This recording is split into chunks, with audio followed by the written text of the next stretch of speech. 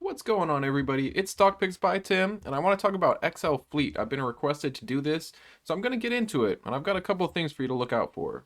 Now, first off, I want you to mark down on your calendar that their earnings is going to be March 1, so until then, I'm going to be going off of their last quarterly report for September, okay? And now, a couple of things here that I just want to really quickly mention. We're at a market cap of $258 million, and as of their September earnings, okay, we're waiting for March 1, like I said.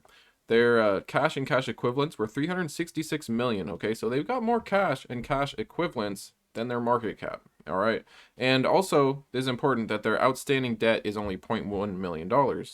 Now, recent news for XL Fleet is Eric Tech is their new CEO. He has 35 years of experience with the likes of Ford and Navistar International. And a few recent pieces of news was late 2021, they announced support for the Ram and Isuzu pickup trucks. And when you look at their price to book, they're at a 0.68, which anything under a 1 seems to be a great value.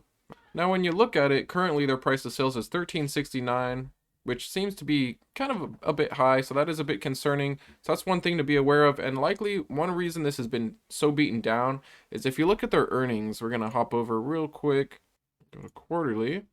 You'll notice their revenue actually dropped from 2020. They've had some kind of spotty some spotty quarters. It kind of jumps around a bit, so it hasn't just been consistently going up, which is what you want to see with a growth company, you know, that revenue consistently rising. So that's possibly one reason this has been so beaten down.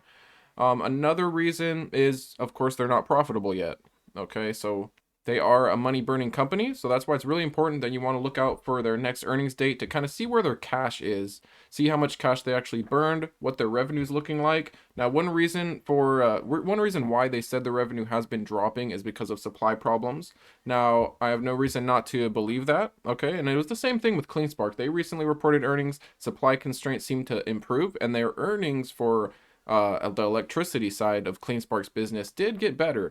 I'm hoping that once we get our next earnings report for XL Fleet, we're going to see some positive improvements with the supply problems and hopefully more installs of their hybrid system. Now, jumping over to the chart, of course, this was a SPAC, so it was at that $10 level. It ran up once the merger was announced, and then it quickly sold off. Now, we had an all-time high of about $35, and our 52-week low is actually 170. Right now, we're sitting about 185, so we are very near that 52-week low. It is relatively risky, so you do have to be careful, and the expectation is that they're still going to be at a negative EPS, so that's one thing to be aware of. Their revenue is expected to be 5.1 million, and when you compare that to the previous quarter, it was 3.2 million, an estimate of 4.9, so this is a considerable leap. So if they can achieve very close to this revenue, I would likely be biting at this stock. I currently don't have a position. This was just requested for me to look into really quick, and I'm going to be likely just waiting for their earnings to see what kind of news they have, see if they have an increase in revenue, see if the supply problems have been kind of subsiding or at least getting a little bit better. But looking at the chart recently, let's zoom in just a little bit.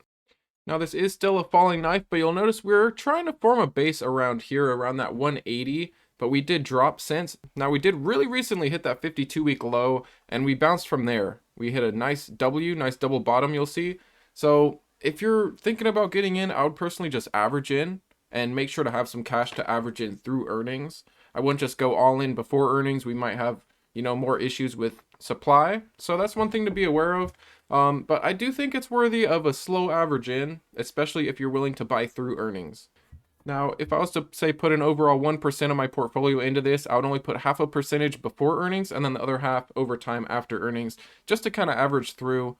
Because with this one, you definitely want to see some positive movement with their earnings. So make sure you stay tuned to that, March 1.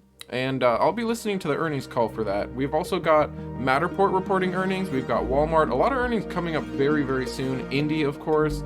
So I'll be covering a lot of these. Make sure you guys like and subscribe. And I will be possibly doing some live streams in the future for some earnings here moving forwards. But let me know if you guys like that idea. And consider checking out my Rumble account. I just recently opened it up.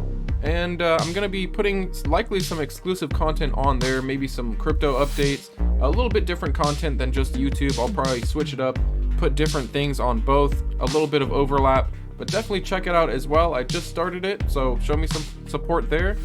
But thanks as always, guys, and I will see you next time.